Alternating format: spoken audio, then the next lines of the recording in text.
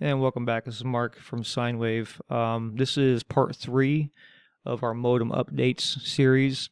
If you remember or recall, part 1 that we did was going over the traditional best practice way of updating modems through groups.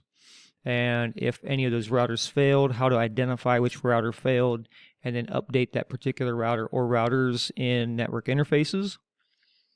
Part 2, we covered remoting into the device itself and updating them there. If a router fails, that's a slower approach, but it is one at a time, obviously. But again, if you have a router that fails that you need to update it at the router, you can do that through remote connect into the remote or local UI, device UI.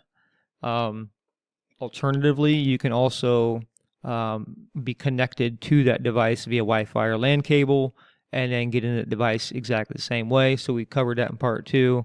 And lastly, here in part 3, we're going to cover what happens if the group update didn't work when you went into the remote UI or the local UI, meaning remote meaning from here, or local you're tied to or you're connected to the actual router itself, and you click update, but it doesn't pull the update. Maybe it has bad cellular reception. Maybe it has no cellular reception because you're in a tin can.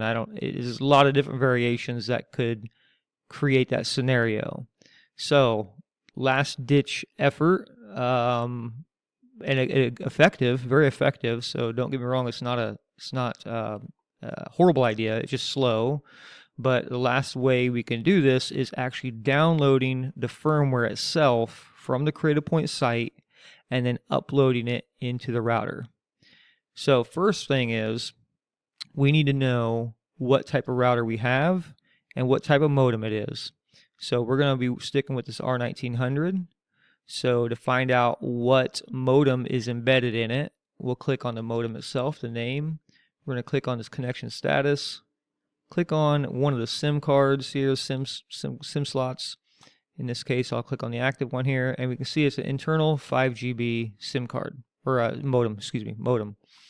So we know that. Let's go down to resources.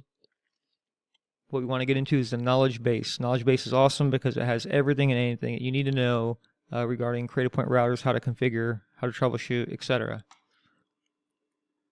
Clicking on that, we'll be taken to the customer portal or the docs page, and we can simply type in some key search words.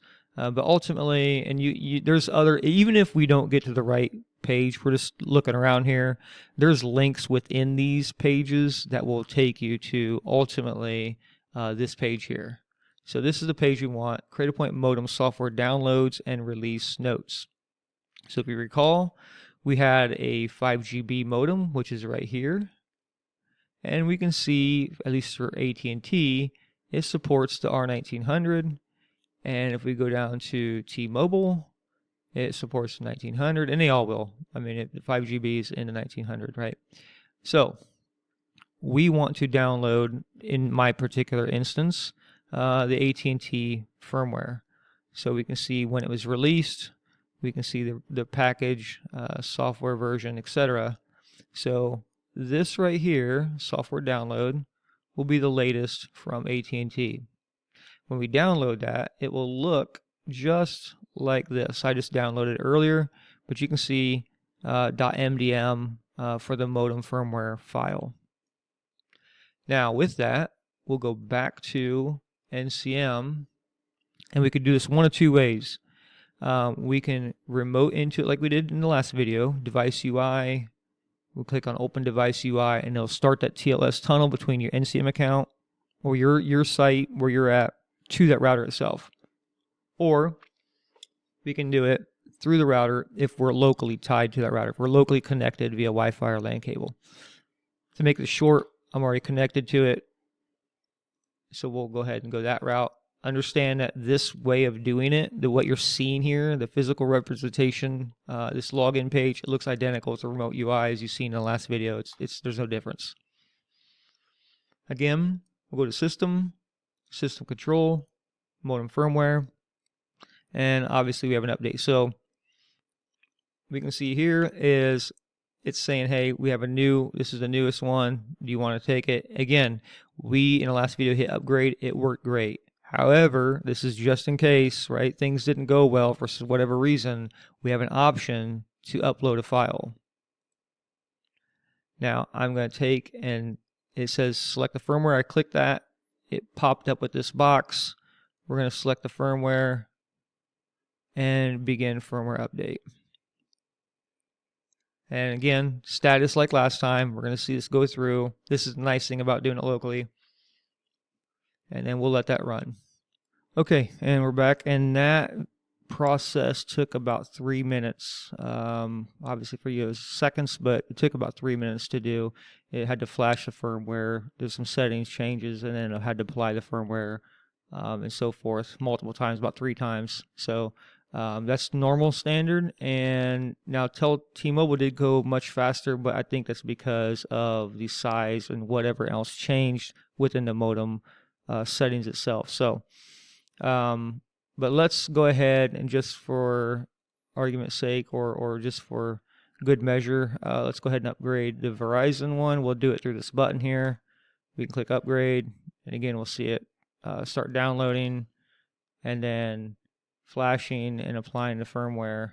This will take a little bit, but that's basically everything you do. Again, this is done. I'm doing this locally, but you can remote in and do the same process in the same spot as I just did here.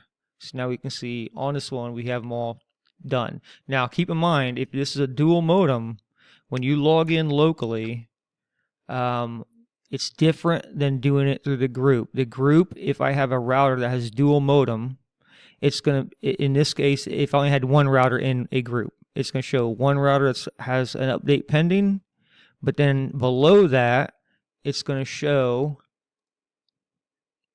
that I have 2 modems here. So one router in my instance, because I have one router that needs updated, but underneath here it would show 2 for AT&T, 2 for Verizon, and so forth, unless I already updated them. It's different in the UI remotely or locally. Notice this, select a modem. So this is the internal modem. We can select it. If you had dual modem, it's going to show you the MC400. You'll have to update those independently. Again, that's not like groups in NCM. Locally and remotely in the UI, you'll have to update them separately. So just keep that in mind if you're going this route. And with that, that is everything, and hope you enjoyed it. If you have any questions, please email us at support@synwave.io. That's SYNWAVE.io, and thanks for watching.